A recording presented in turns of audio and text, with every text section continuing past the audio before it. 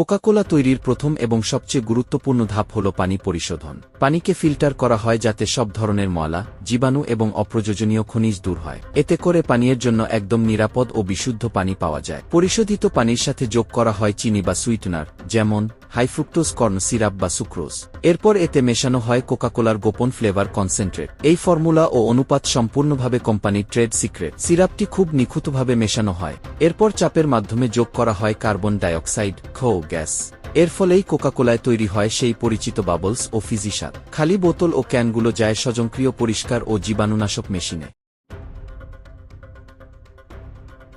Carbonated Coca Cola স্বয়ংক্রিয়ভাবে বোতল বা ক্যানের ভেতর ভরা হয়। বিশেষ মেশিন ব্যবহার করা হয় যাতে ফেনা কম হয় এবং প্রতিটিতে সমান পরিমাণ পানীয় যায়। ভর্তি হওয়ার পর বোতল বা ক্যানের মুখে ঢাকনা লাগানো হয়। মেশিন নিশ্চিত করে ঢাকনা একদম বায়ুরোধী থাকে যাতে গ্যাস বের না হয়।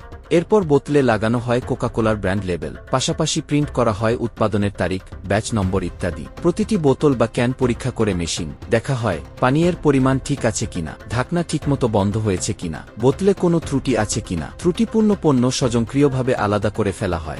প্রস্তুত কোকাকোলা বোতলগুলো কার্টন বা ক্রেটে প্যাক করা হয়। এগুলো রাখা হয় গুদামে এবং পরিবহনের জন্য প্রস্তুত করা হয়। সবশেষে ট্রাকের মাধ্যমে কোকাকোলা পৌঁছে যায় দোকান, সুপার, ভেন্ডিং মেশিন, পরিবেশকদের কাছে। এভাবেই কোকাকোলা পৌঁছে যায় সারা বিশ্বের মানুষের হাতে।